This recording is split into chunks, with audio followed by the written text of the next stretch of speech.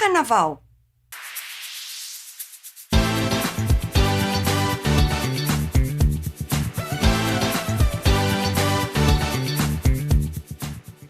Fala pessoal, tudo em ordem?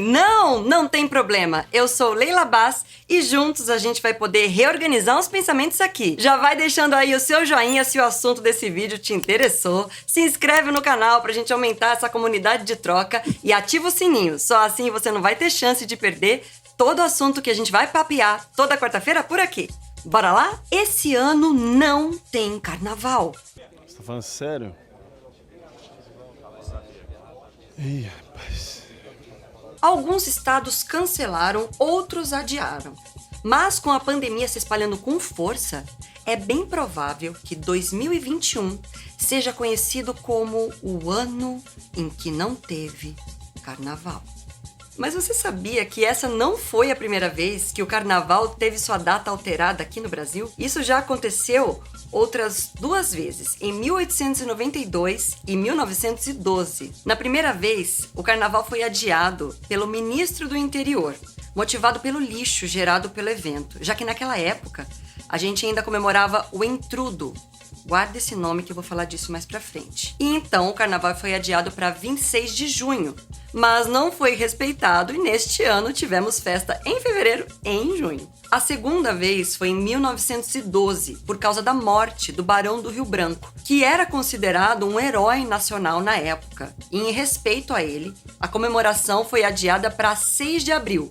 Mas mais uma vez não foi respeitado e nesse ano tivemos a comemoração de 2 carnavais. Para eu poder colocar tudo numa perspectiva legal, eu vou contar aqui rapidinho a história do carnaval e como esse evento manteve o seu propósito até hoje.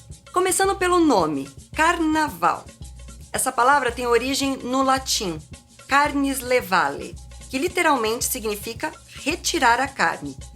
Esse significado se refere ao jejum que deve ser realizado no período da Quaresma, que é o período de 40 dias antes da Páscoa. O carnaval é considerado uma festa cristã, e na forma como a gente entende ele hoje, ele tem relação direta com o jejum quaresmal. No entanto, as festas comemoradas na antiguidade mostram que o carnaval já existia e foi mudando com o tempo, mas sem mudar o seu propósito. Na antiga Babilônia, 2 festas possivelmente originaram o que hoje a gente conhece como carnaval. As sacéias, que possuíam 2 ritos diferentes. Num deles, um prisioneiro se vestia como rei, comia como rei e dormia com as suas esposas. E, no final, ele era morto. O outro rito era realizado próximo ao equinócio de primavera, que é quando o dia e a noite ficam com a mesma duração de 12 horas. E era momento de comemoração do Ano Novo na Mesopotâmia. O ritual acontecia no templo de Marduk, um deus para aquele povo.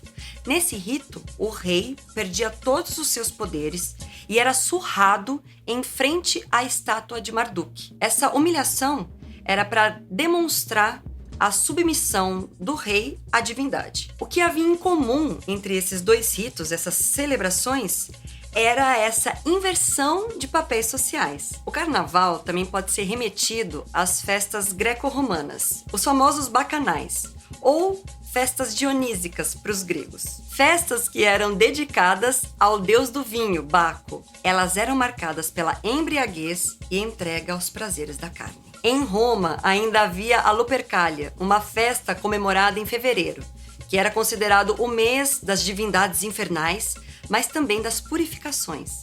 Novamente, nessas festas, os papéis sociais eram invertidos, com os escravos assumindo os papéis dos seus senhores e vice-versa. Na Europa medieval, no período fértil da agricultura, homens jovens se fantasiavam de mulheres e saíam às ruas e aos campos durante algumas noites. Eles entravam nas casas dos habitantes locais, com o devido consentimento, é claro, fartavam-se das suas comidas e beijavam as mulheres.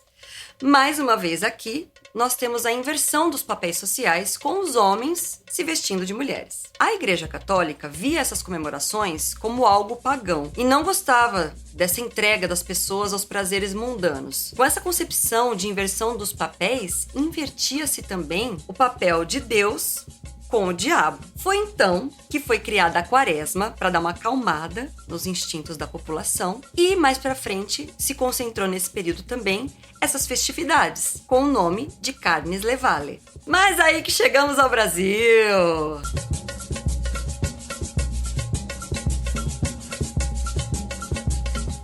Nossa história com o carnaval se iniciou lá no período colonial.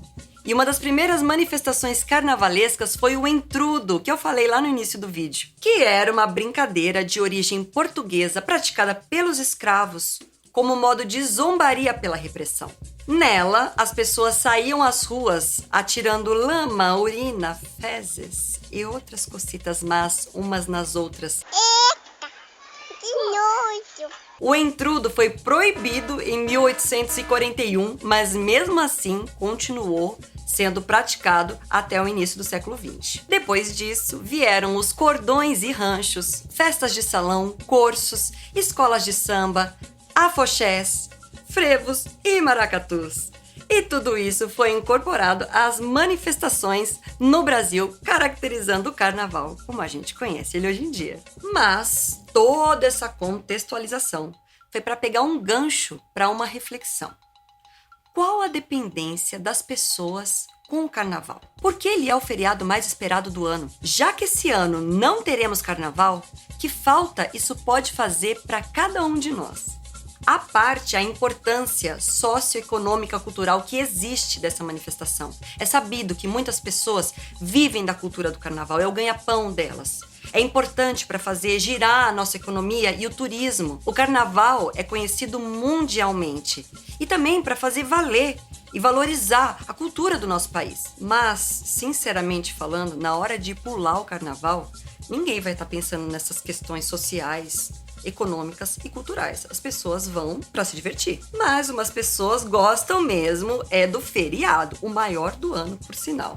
E aproveitam esse tempo para descansar, para botar as coisas em ordem, para viajar, para um retiro em busca de paz e sossego. Eu particularmente me incluo aqui. Mas outras pessoas ficam esperando essa oportunidade para extravasar mesmo.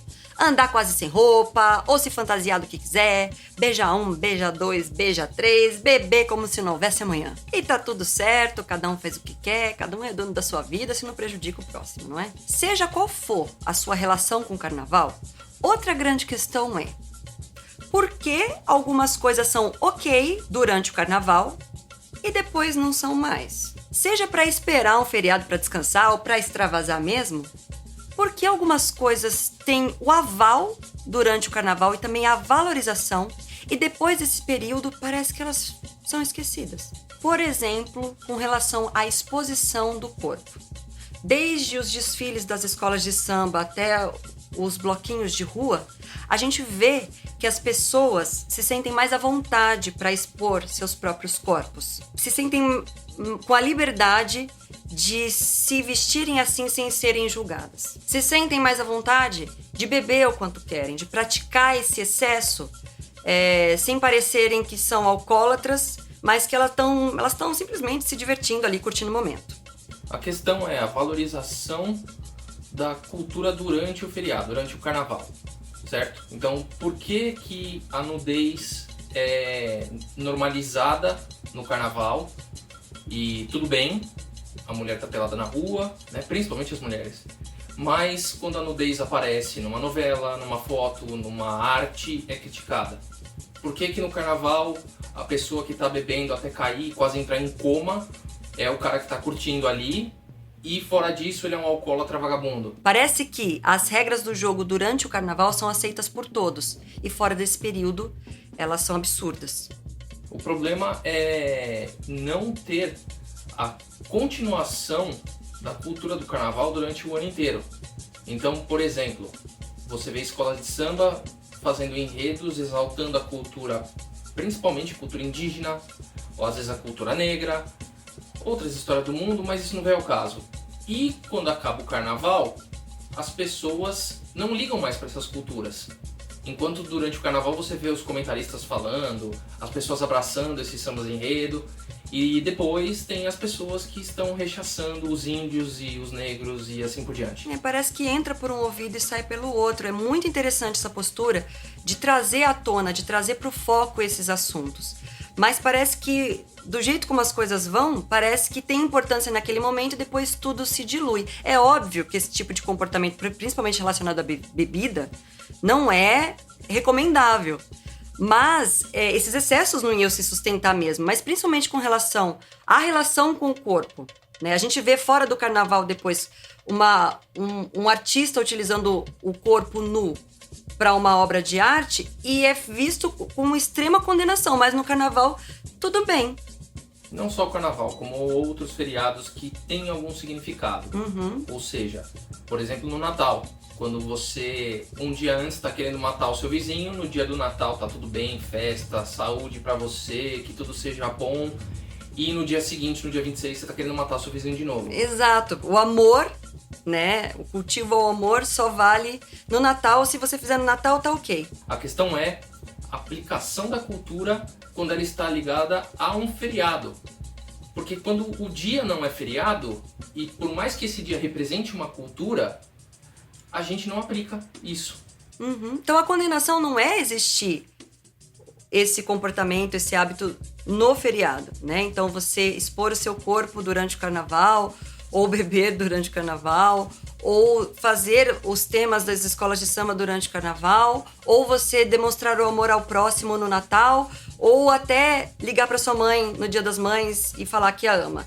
É justamente ao contrário. Então, existem essas celebrações, mas por que isso não se espalha depois durante todo o ano? As partes positivas disso, né? Mais uma vez, os vícios a gente tem que diluir mesmo, né? Bom, então fica aqui uma reflexão pra gente fazer, já que esse ano não vai ter carnaval mesmo, né? E aí, gostou desse vídeo? Deixa aqui o seu comentário e compartilha esse vídeo com alguém que também possa se interessar sobre esse assunto. Deixa aqui o seu joinha, se inscreve no canal e ativa o sininho. Não esquece, toda quarta tem vídeo novo, a gente se vê lá. Fui!